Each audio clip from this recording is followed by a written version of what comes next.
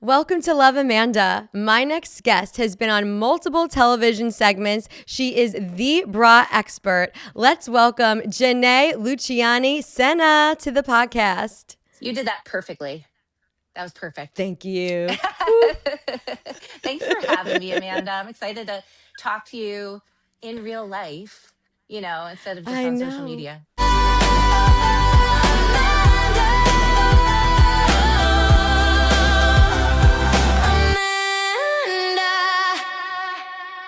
Oh, I love your background so much. Thank you. This is my home studio.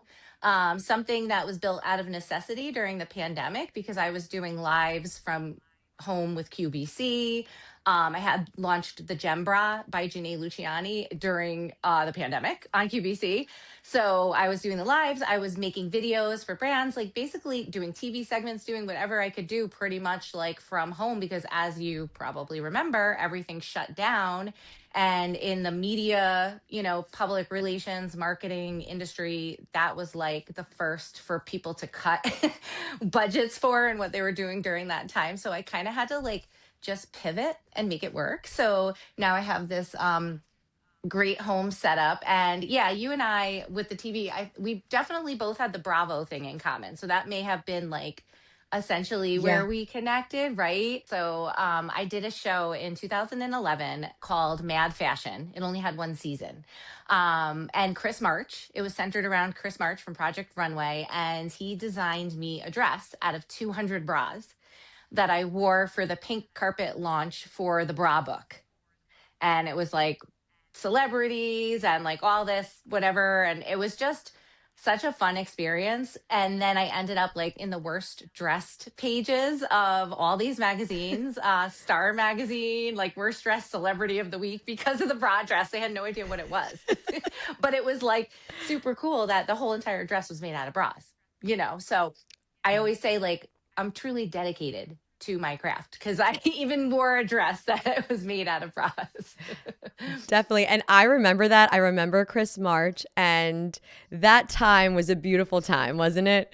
It really was. Like, I wish we could go back to that time period. Like, I just remember just so many positive things happening. And not to say like positive things don't happen now, of course, but it just seems like we're like have so much negative stuff going on and like around us and like swirling around us that I don't know if I'm just having like fairy tale memories of the past or something, but it just seems like it was definitely a different time. And the whole reality show thing, as you know, because you were a part of it, was really like booming at that time.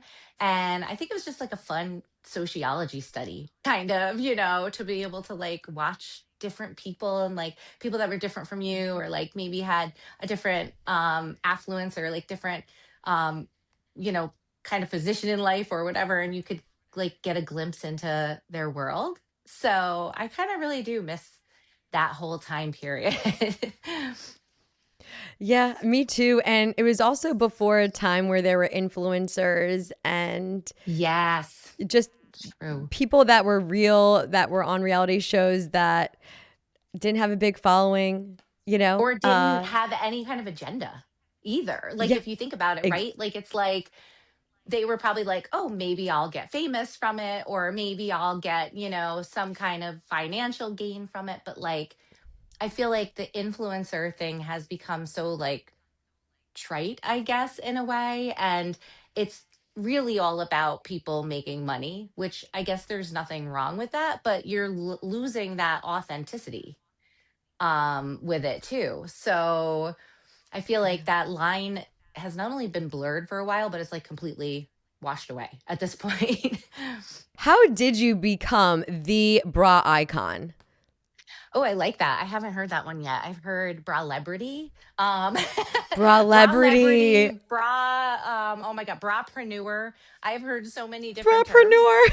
right? But the icon, I kind of like that actually. Who doesn't want to be an icon? So thank you because that is very flattering. Um, so it's kind of an interesting journey, I would say. Really interesting journey. Like I don't know anyone else that kind of went the path I did. I started out traditionally as a traditional journalist, working in TV news, and moved to New York, as we were just discussing a little bit off camera, um, and ended up still working in television, and started kind of dabbling in writing for magazines and became the fashion and beauty editor for a magazine in Westchester, New York called The Wag, which was kind of like the fun society, like gossipy publication of the area. And my editor at the time assigned me an article on bras and foundation garments. And this was 2005. Oprah had done her big bra intervention show. And, Oprah was like the one that everybody followed. She like set the trends right at the time. There wasn't like social media really or anything. So it was like whatever Oprah said is what we're talking about. So Oprah was talking about bras and how hard it is to find the right bra. So my editor assigns me this story and I start doing research. And it's like research at that time was LexisNexis and like pulling articles on bras and, like everything that's ever been written about how to find a bra. And I said to my editor at the time, like, there's so much information out there and it's just really confusing for women. And there were chat rooms or whatever at the time where women would write, like, how do I find the right bra? It wasn't like Facebook or anything really yet, where you could like ask your Chat friends, those rooms. types of things, right? Like chat room. And so I said to my editor, there's like women asking questions and no one really understands it. And the shopping experience sucks. And someone should really write a book on bras. And she said, I love it. You should do it. So that kind of started the process, being a writer and being a journalist, where I was like, oh, this is a good topic that I can delve into. I invited like 12 women of all different ages, shapes, and sizes to my house. Did fittings on them. I kind of started to like study the whole process.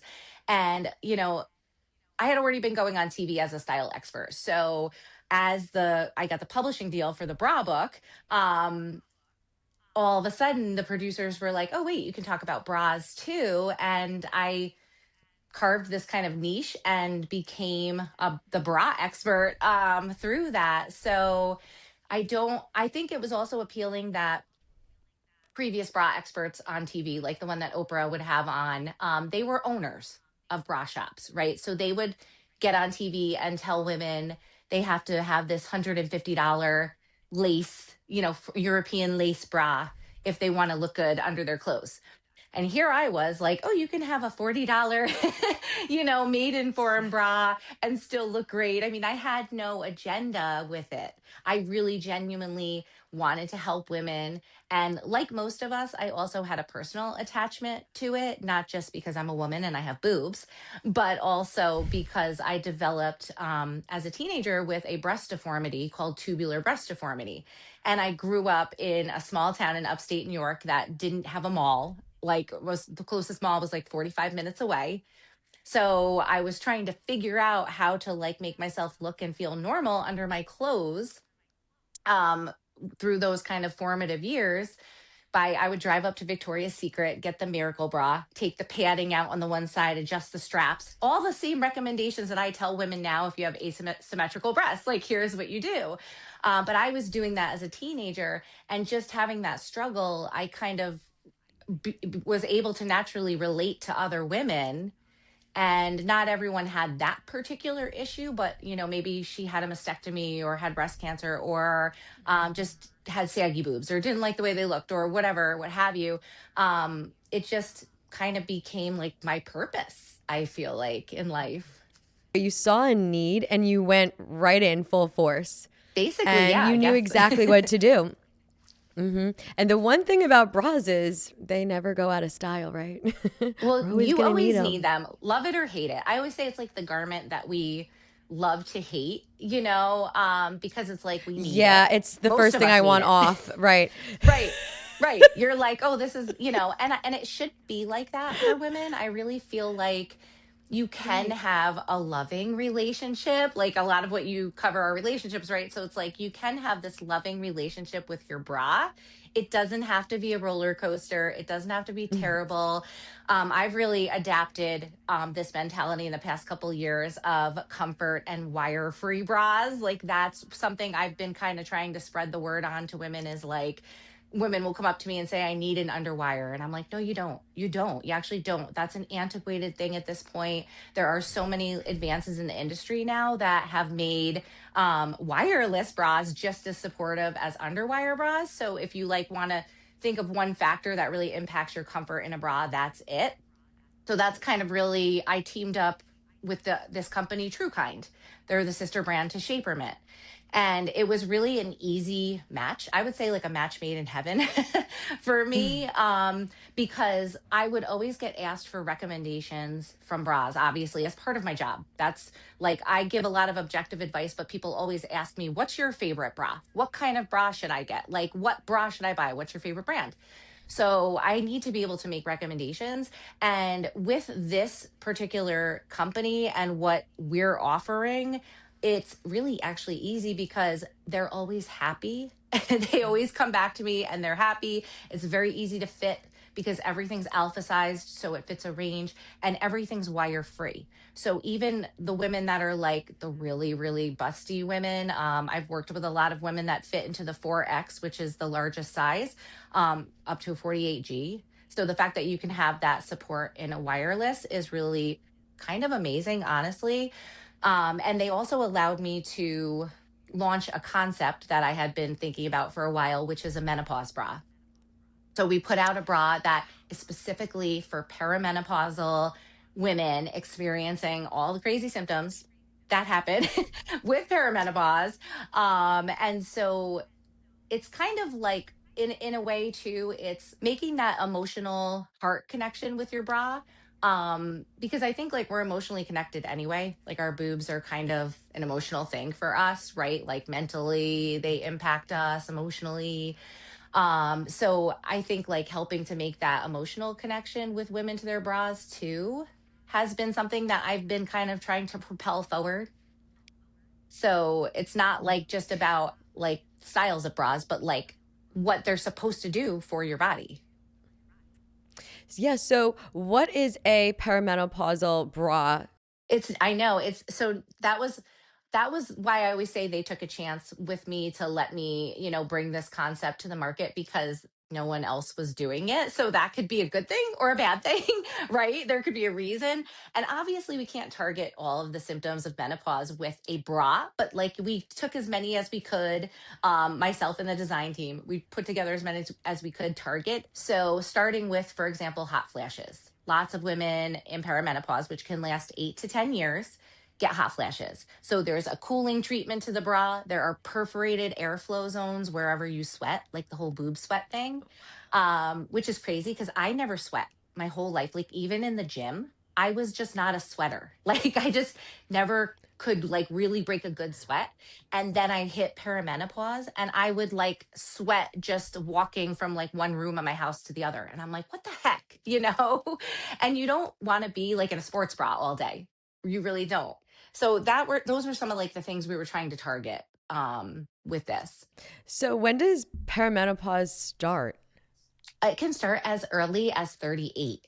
So half the time women are in it and they have no idea. Like you're still kind of, if you think about it with modern moms, you're still in like baby making phases at that point in time. Like you could still be contemplating another baby, but be in Mhm. perimenopause. And because it lasts for so long, 8 to 10 years, I mean, that's insane, right? So because it lasts for so long, you just kind of get used to it, or you think like, oh, this is what getting older is like, or this is like a normal thing. But meanwhile, you're in perimenopause. And I can't tell you how many friends like they've said something to me and I'm like, girl, you're in peri. And they're like, what? No, I'm not. And I'm like, yes, you are. Like, that's a peri symptom. And the crazy thing is there's like 100 symptoms. So that's another reason I think women like they'll say like, oh, I'm coming down with something, or maybe this, or maybe that. And it's like actually a perimenopause symptom. So it's kind of crazy. Yeah. I've learned a Wow. lot. Yeah, because people, I'm sure, and people might think exactly there's something wrong with them, but they're really just going through that. So, what a great Exactly. idea to make a menopausal bra with Thank you. areas so that it could cool Mhm. you down when you get those hot flashes. Yep. How A- cool. And also, how cool, pun intended. Also, another thing that I know, right? How cool. Another thing that I've noticed, like as I get into the depths of peri, is that your boobs, like, kind of, you know how like when you're getting your period, or with what happens with pregnant women, like your boobs fluctuate in size and get really like tender and painful. And for me, I still get my period like clockwork every month, so I get that every month, but that happens more frequently. So you'll be like, "Oh, I'm nowhere near my period. Why are my boobs swollen and they hurt so bad?" Because you're in perimenopause. So basically your hormones are just going haywire. And so also another thing I wanted to make sure we did with this bra is that it's not only still supportive, but it like actually adapts and expands to your changing size, kind of like a maternity bra would, and then snaps back. Because obviously you don't want to be walking around in a stretched out bra. So it was really important that the fabric be innovative enough to be able to do that.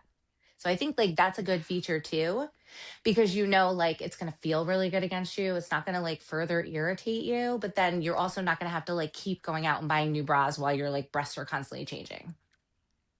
Oh, that's fabulous. And I'm sure you have different variations. So there's strapless, regular bras. Am I right? So TrueKind as a whole has pretty much like every bra that you would need for anything, like when, and that's another reason why I'm like, oh, this is such an easy brand for me to recommend, because they have a small collection but like something that really suits every occasion. So that's really great. And it's like, if you think about the basic bras that all women need, these are, the styles are all covered in the True Kind range. So it's kind of like, if you like one of the bras or you love one of the bras, like you can feel safe buying another style and knowing that you'll probably love that too. So, and like the types that I would typically recommend women have: sports bra, like just a basic sports bra. Doesn't have to be something for like high impact, but just a great, like, it should be comfortable. And really everything focusing on comfort too. So a sports bra, there's a strapless that comes with straps, so you can convert it like a whole bunch of different ways. And it's a bandeau style, which is like cute. Like, I remember wearing those back in the day and like loving those and finding Love a that this bandeau. actually, right? And it's like actually has built-in cups, so it doesn't give you like that uniboob. It gives you great shaping, but you can wear it strapless or different ways, which is amazing. A great everyday like t-shirt bra. Then there's like niche solutions like a posture bra, which is pretty neat. Like if that's something that bothers you and you're looking for, or the menopause bra. So there's like a lot of great options within this small collection of bras. There's something for everyone. I know that when I'm shopping for a bra, I feel like sometimes I don't know what my true size is. So, how Yep. often is it that people are wearing the wrong size?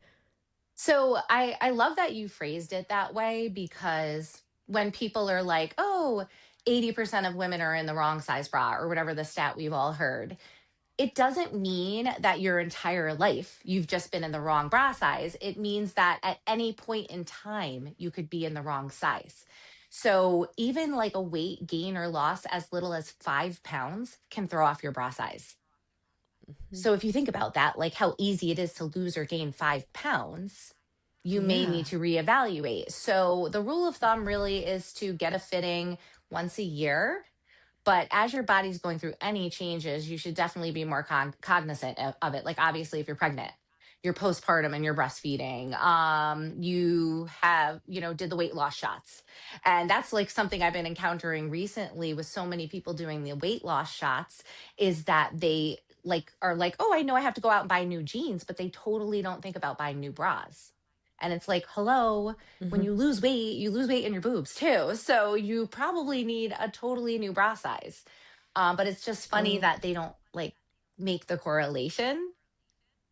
So it's really Mhm. important to get that fitting, and then to know to use that size only as a guideline. So it's not going to be like your size that you're going to be in every bra in every brand. They all run completely differently. So that's why I was saying earlier with the alpha sized bra, which means like small through, extra large, and so on. That's much easier to get a good fit because it does accommodate a range of sizes, as opposed to like a band and cup size, wired bra that it has to fit perfectly in all of the different spots, or else one little thing is thrown off and then the entire thing collapses. Even just with like aging, right? Like general aging. I notice like even with myself, like your boob shape kind of changes a little, or you start to like drop a little bit more or whatever. So that's going to impact what you're going to look for in a bra. You might have to go for a totally different style than you've been wearing for 20 years. It might not just be the size, but maybe the style needs change too. So I know it's hard for women because it's about like getting an education, and not everyone has an education in like how bra sizes work and all that stuff. So I'm always kind of out there just like advocating and pushing, like trying to educate women, so they can make the informed choices themselves. And so they don't have to feel intimidated bra shopping, and they don't have to feel like the salesperson scares them, and the whole idea of it scares them, or that they have to get stripped down in front of like a woman coming at them with like a tape measure. So like if you can kind of like get educated as much as possible before the experience, then it will make the experience better, if that makes sense. Yes, and this is coming out at a perfect time. It's going to air on Valentine's Day or the day before, It's rather. like my And Super so Bowl.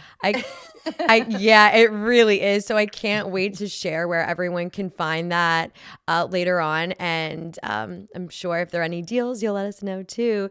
Oh yeah, there's tons of sales going on.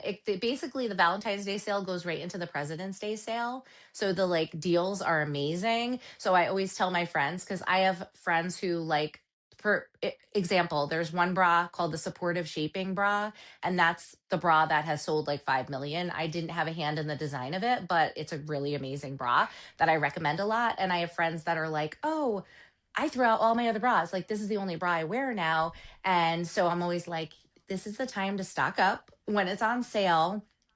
When you can get the 60% off, or a lot of times they'll have like buy two and then you get like a really good deal on the third. So the deals are really, really good. And then I also want to give your listeners my discount code, which is my personal discount code for 15% off. So if they want to try the menopause bra or anything else, they can get an even better deal. Oh, how exciting. Thank you so much. Yes, of course.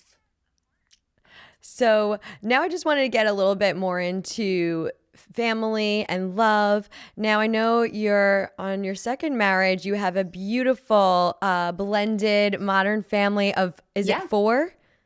So they're four Wow, kids. how Yeah. Yeah. beautiful. Thank you. It's crazy.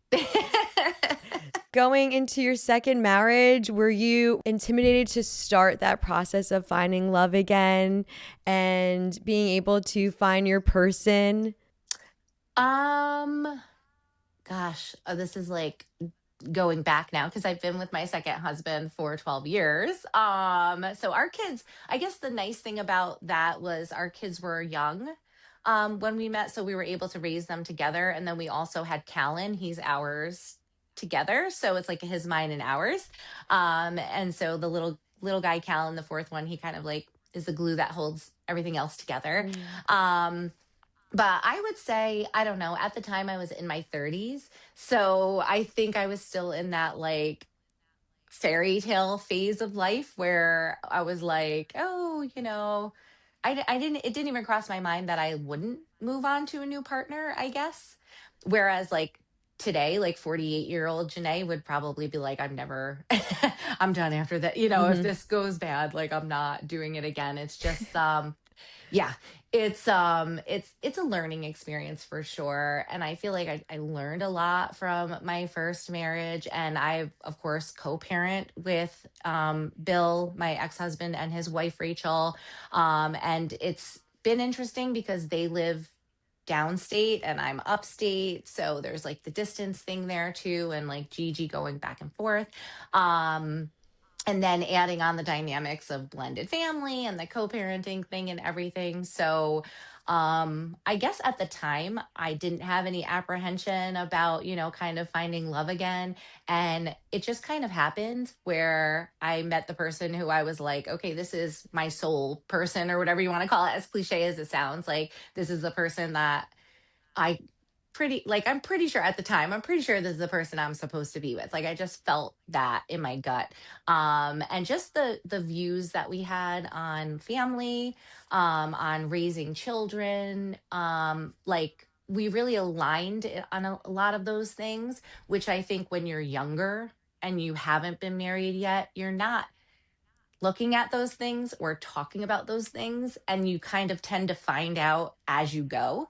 And I think that's what leads to divorce for most people, because they're like, they get into it and then they're like, oh wait, I want 7 kids, you don't want any, and it's like, these are important things, but you don't know that until you've been through it. So I Mhm. think going into the second time around, we both knew, what we were looking for, I guess, more or less. And also just it was a blessing being really be as hard as it has been, because I won't like gloss over and say it's easy. Like blended families are not for the faint of heart. It's really tough, being a step parent, and it's tough for the child too. Like it's just a lot of dynamics going on, right?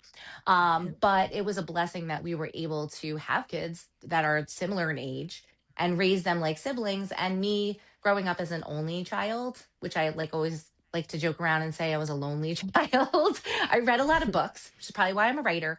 Um, Yeah. but growing up like an only child, I wanted my kids to be able to have siblings. I just felt like that's something that everybody should have. And that's something that I kind of missed out on. Like, of course, I had close friends and cousins and like all these people, but it's not the same. So I think we've been really blessed, as many of challenges as we've had over the years. We've been blessed to be able to have this life that we have. It's just wonderful that you still believed in love, wanted to still find that person for yourself. And yeah, because you experienced marriage, now you know what you really want. Whereas sometimes in those relationships, it just takes longer to figure out certain values and if they truly Yes, are aligned. right. The values part, I think, is the biggest piece of it. Like I mentioned with the example with the kids, like that's just one example, but it's like, I guess it's a matter of really thinking about like what's really important to you, what do you see in the future. Like even just the fact that I wanted my kids to have siblings, and I want, like those types of things. I think you really have to think about like, what do I really want? So you may feel like you really want the person, and you have like great sparks and chemistry with the person, but then all that other stuff is not aligned, and that matters. Like that really does matter. So I guess that's like the biggest kind of advice that I always give people is like, talk about the important stuff before you get to the next phase. Like if you just go on like the butterfly feelings and all that stuff, like that's all fine and dandy, but it might not last. So, how wonderful is it that you were just meant to have this big family? I think so, yeah. Like it's funny because I remember my now mother-in-law at the time, like when we were getting together, and she was like, be careful what you wish for. Because I think Yeah, everybody thought we exactly. were crazy. You know what I mean? Like they literally were like, okay, so you have one kid, he has two, and now you're having one together. And you guys are gonna like, I think the older and wiser people were like, these people are crazy. But, it's what we wanted and we made it work. Yeah. And what advice do you have for step parents? Well, I think for me, I was a stepchild, right? So I had step parents on both ends. And some experiences were good and were amazing. Actually, my stepdad, he passed away in 2020. Amazing I'm sorry. man. So grateful that I had him, that he was in my life. Like just a really, really amazing guy. Um, but then, I had a great stepmom with my dad, my current one, but the one before her when I was little. Not, I really didn't have that much of a relationship with her, and it kind of really impacted me, I guess, in a negative way. And again, probably at this point, no fault to her, because maybe she just didn't know how to be a stepmom. And I don't think that's something that you automatically come with. But I think for me, having been through the experiences I had, I set out to make sure that those kids never felt the way I felt.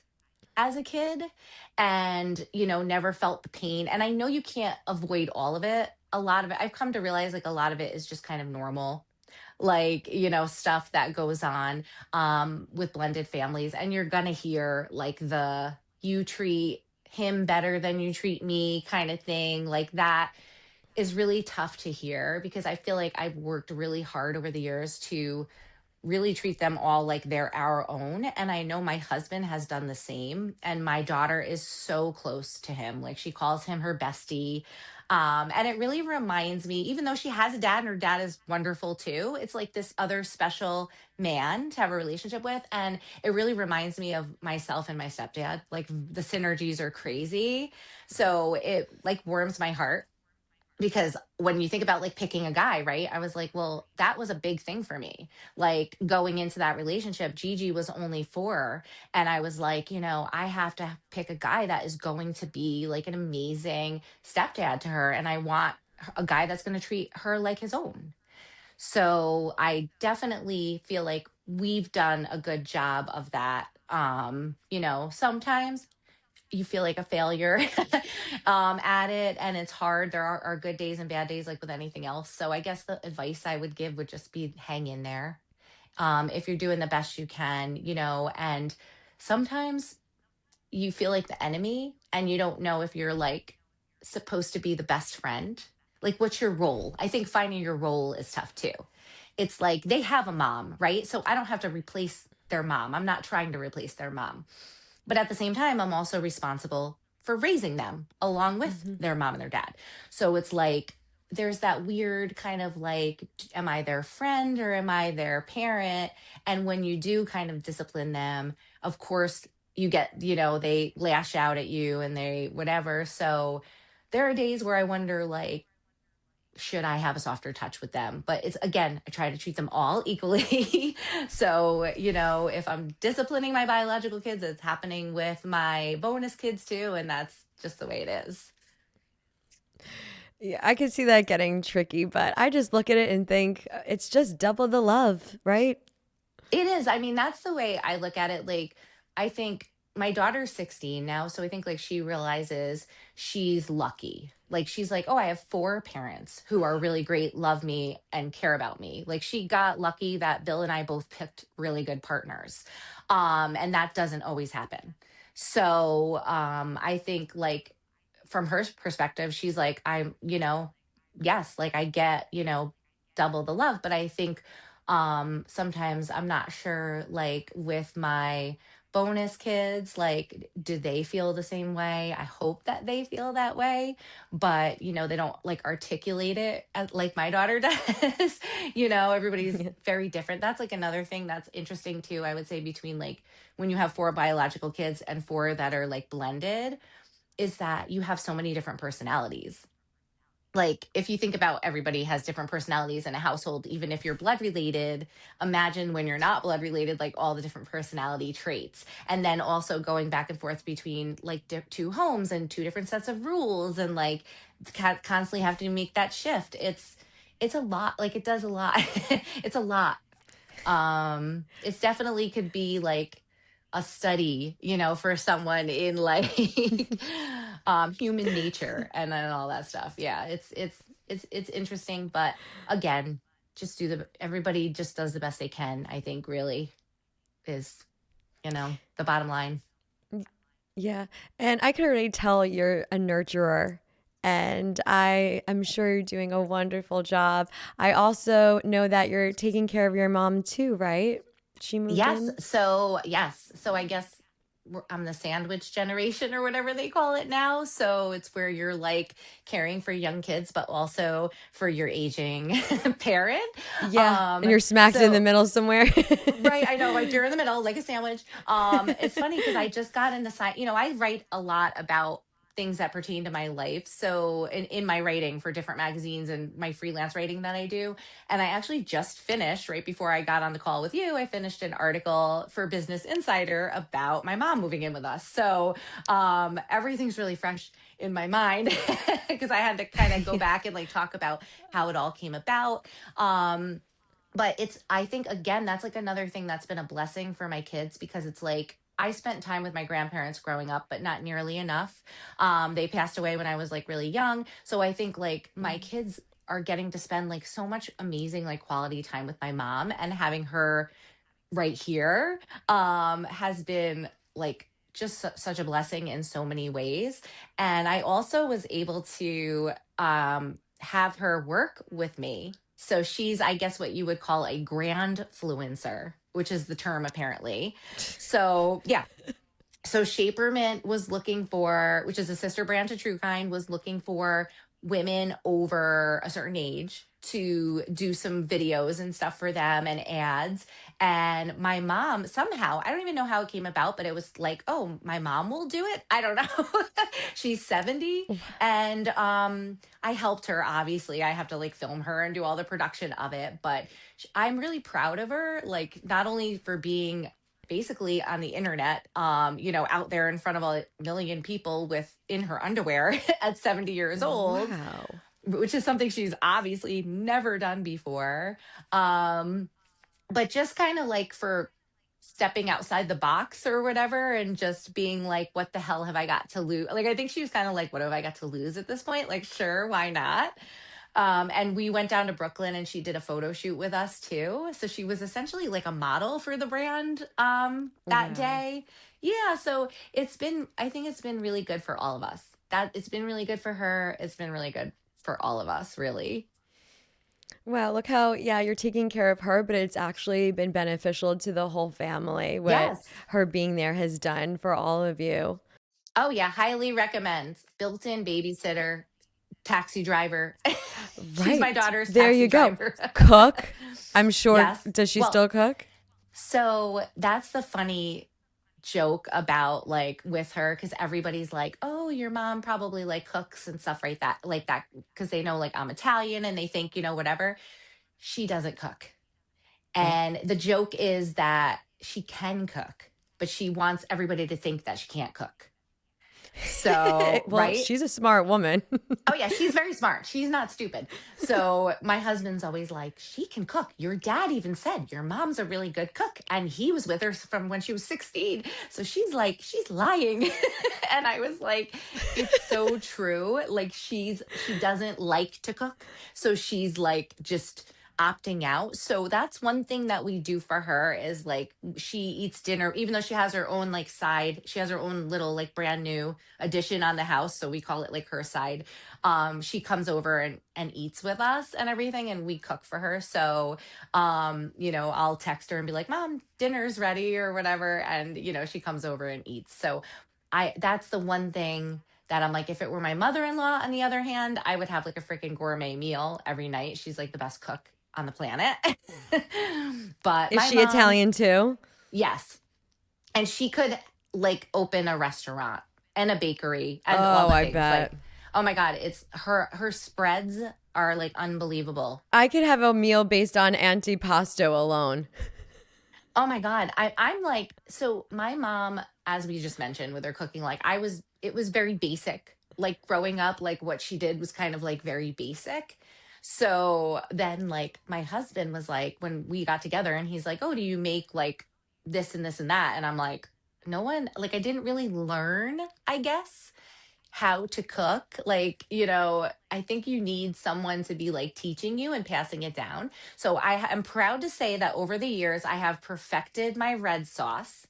And I now make a sauce that my mother in law says is just as good as hers, which is like Wow. crazy. But it took That me, is. I don't know, probably 10 years at least to like get it where everybody was like, okay, your sauce is really good. But the funny thing is, we have a friend who, my husband's a professional firefighter, and so, the fire family is like a whole other family for us. And we have a friend who's single. He's a bachelor. So he spends holidays with us. His name is Anthony. He's like here How at our old is house all the he? time. I know, right? I'm like, he's single, but I don't know. He has commitment issues. So sorry, Anthony. I just told the whole world, but but Oh, Anthony. yeah, Anthony has some commitment issues, but I do think I think he would like in his heart of hearts to settle down. But anyway, I'm grateful that he's a great friend and he spends a lot of time with us. And the funny thing is, like, he happened to just show up one day for Sunday dinner, and he like kept asking me over and over again if I made the sauce. And I finally got to the point where I was like insulted, and I was like, "Yes, I made the freaking sauce, Anthony. What are you trying to say?" Like, I think he was like so surprised that it was as good as it was. Wow. Listen, Yeah. when you So, get that sauce down, oh my that's God. all you need is the I'm gonna basics, make a and batch today, I love actually, it. because Oh, I'm tomorrow's the Super Bowl. jealous. Yep. And I love making sauce as well. But I definitely miss just certain restaurants in New York that had the best Italian food. Will But you come and visit, right? I, You I, would I love it definitely here, come and visit. actually. You would love it I'm here sure. in Schenectady, believe it or not. We have like a little Italy. And there are amazing old school restaurants and bakeries. One of the restaurants is owned by my husband's family. It's called Ferrari's. And all the people that come up from the city in my family, I take them to there and all these other places. And it's like they're blown away by the fact that they can get this type of food outside of, actual New York City, Little Italy. So I I didn't feel know there was really. another.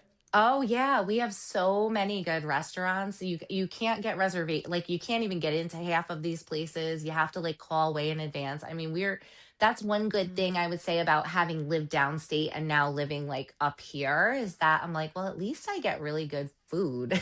Like, it's not like, the people say, "Oh, you go outside of New York, you can't get good pizza." Like, at least in upstate New York, I think a lot of people are downstate, transplants or whatever. So that's how you end up with the good food up here too. But yeah, Yeah. we got really good Italian places. Really great. Dave Portnoy, Barstool Sports Dave, he's here all the time. He has a house like No up here, way. and he's here all the time. He hits all the pizza places. He's done all the, yeah, because there's so many good Has he ones. been? So your husband's family restaurant Ferrari, Yes, do they have pizza? they do, but it's not like a main menu item. They're more Okay. of a traditional sit down family style Italian restaurant with like amazing Oh, everything you I can think bet. of. It's so good. It's so good. Can you ship it to me, please?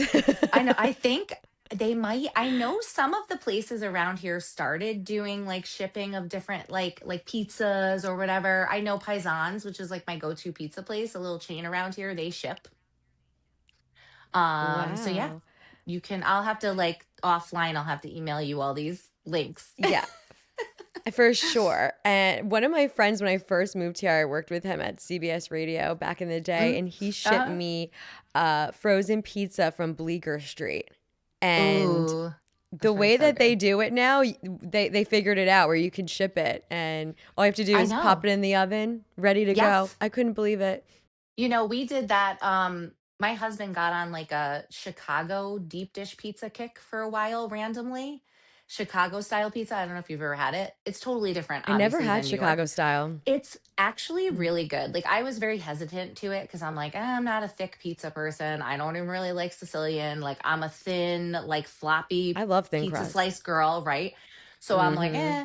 But we ended up getting it shipped from Geno's, and it was so good. We were like obsessed with it for a while, like eating it all the time.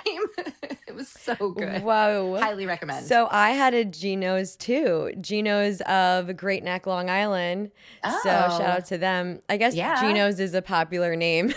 Right, I know, right? In every city that has Italian people, there's probably a Geno's pizza, but There's a Geno's everywhere. there's a Yeah, there's at Gino least one somewhere. Geno.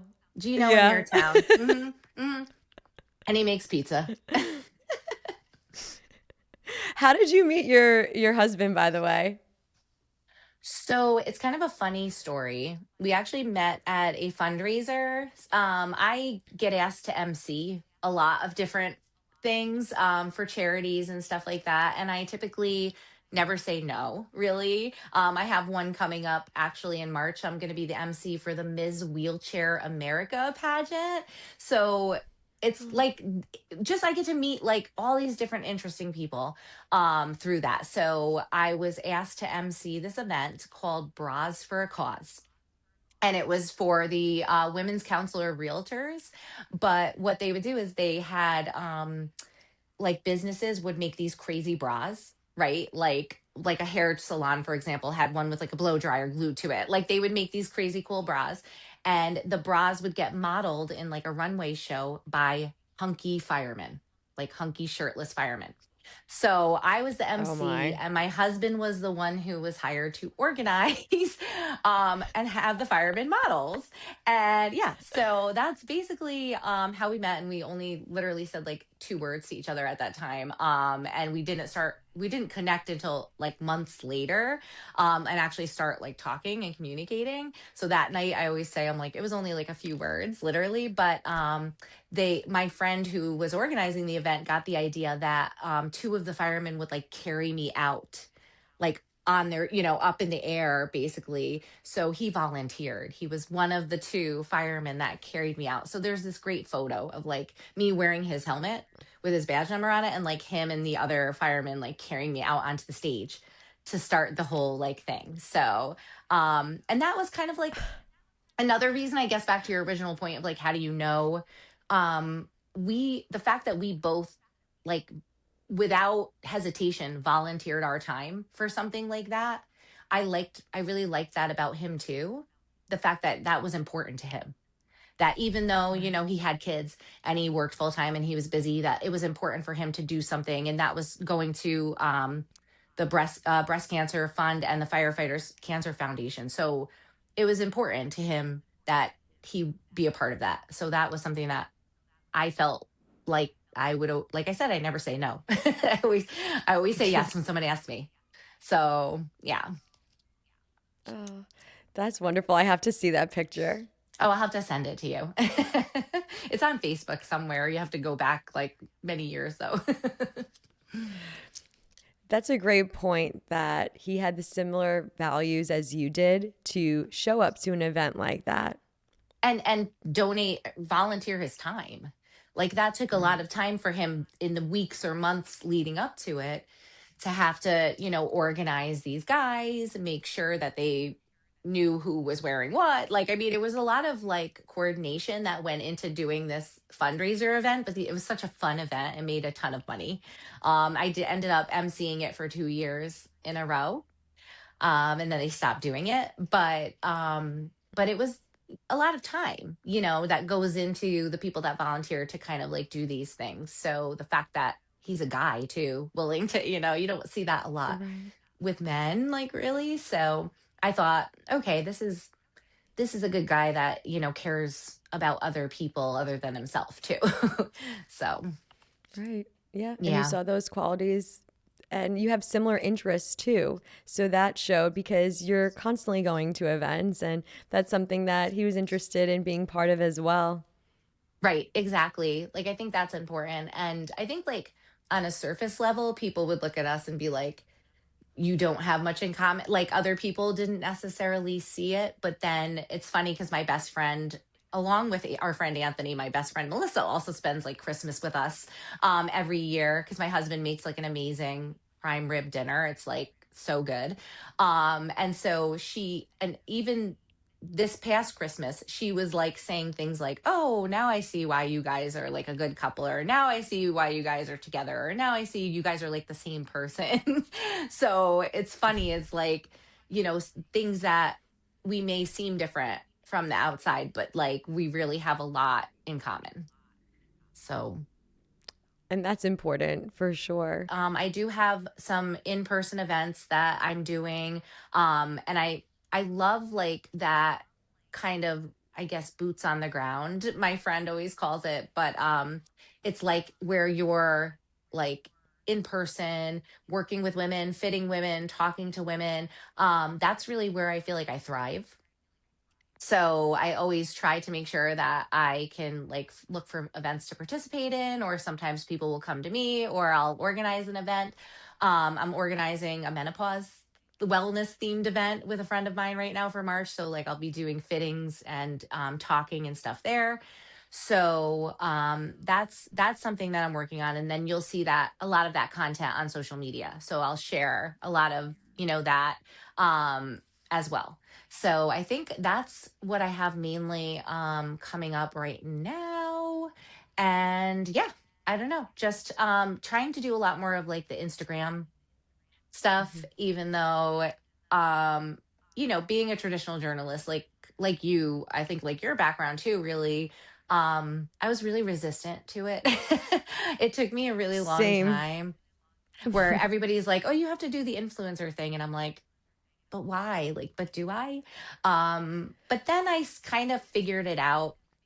And I think what was also challenging is because, like, I am known as the bra expert, right? But like, my life also includes like being in a blended family, like being like, there's other things that I talk about. So I think I struggled with like, what do I share on social media? Like, how do I try to like put myself into like one little box, and like it didn't quite click for me. And then when I finally figured out, like, oh, these are the things that make me me, and then I share those things. Sometimes I talk about being a sports mom. Sometimes I mean, it's like all different things.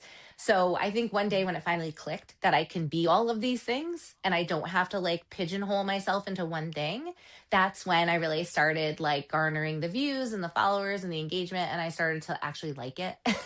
So it is a job, I feel like anything else. And I would prefer, honestly, to be writing, like sitting at my desk writing, or creating. But it is another avenue to create. So I don't want to knock it by any means. But yeah, people can follow me on Instagram, and really, at Jenè on TV, and really just kind of see everything that's going on there. And I give a lot of bra advice too. So if you want to see like a lot of fun videos and advice related to that, you can go there. Wonderful. And also tell us about the bra specials that are going on during Valentine's Day.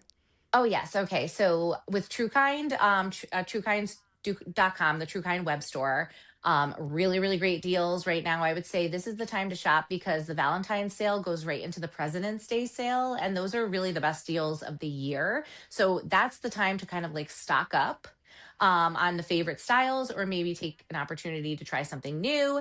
And they can put the code Jenè15. So it's Jene 15, and get 15% off their purchase, not including shipping. So 15% off on truekind.com. And that gives a little bit of incentive, right? We all like a good deal. So I would definitely recommend stocking up, especially if you find a bra you really like. You want to make sure that you're washing it in between wearing. So you always have that like backup to put into rotation if you don't get a chance to like do laundry that day. Then you always have a backup. So, Yes, sometimes we need those backups, don't oh, you always need we? backup. You always need a backup. Yes. Don't be stuck without a backup in a smelly, dirty bra. Don't be stuck in a smelly bra. We don't think of it sometimes, but we do wear them every day. So Well, that's the sometimes we thing. I think know. about our other clothes, and bras are just as important. Right. And especially like it's really the closest thing to your body. So if you're sweating or whatever, throughout the day, like your bra is taking the brunt of that. So I always think it's so funny that like women would never wear the same underwear 2 days in a row, right? But like their bra, they'll wear it for a week without washing it. And I'm like, that doesn't check. Because it's taking on the same, like it's against your body for however many hours you're wearing it.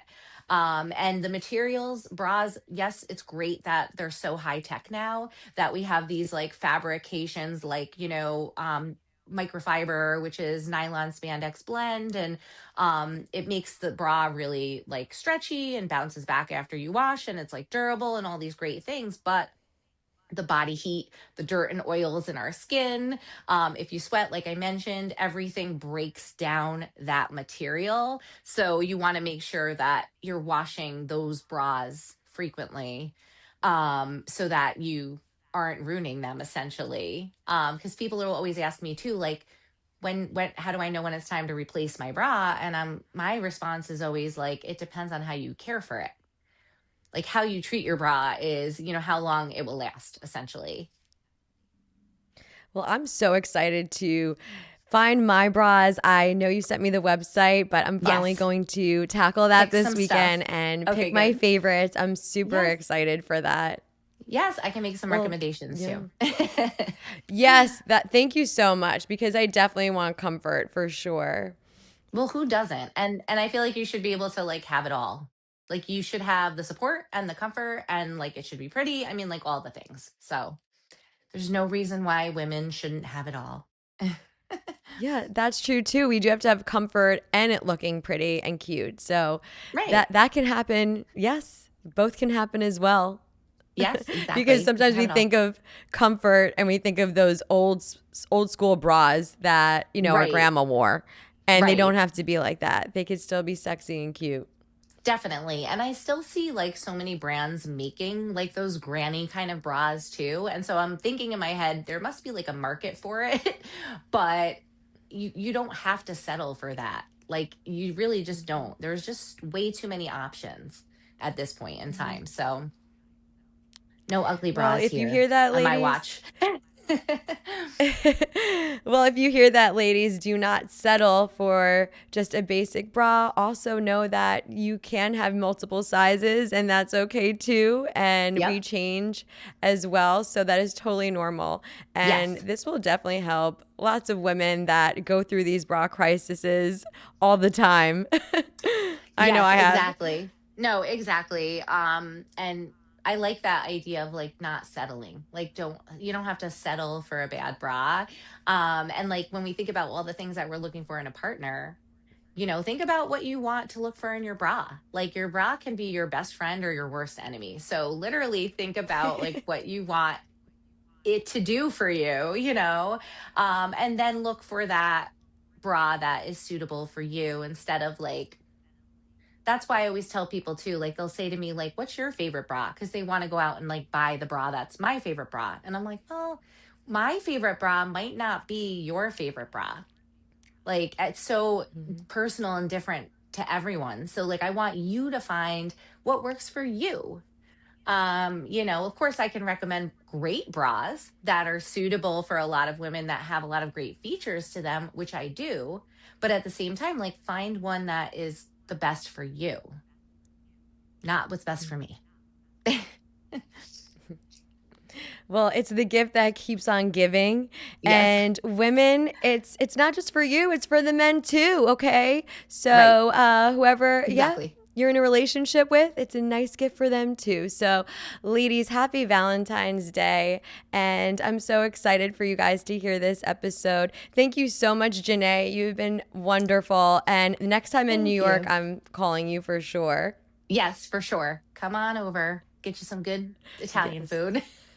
Please, I cannot wait. Thank you Yes, so I much for definitely having need me. that. Yes, You are we so all do. welcome. You've been a pleasure. And for everyone listening, you can watch us on YouTube. All of our full episodes are there. We're also on every audio platform. So please like and subscribe. And thank you so much for watching. Love, Amanda.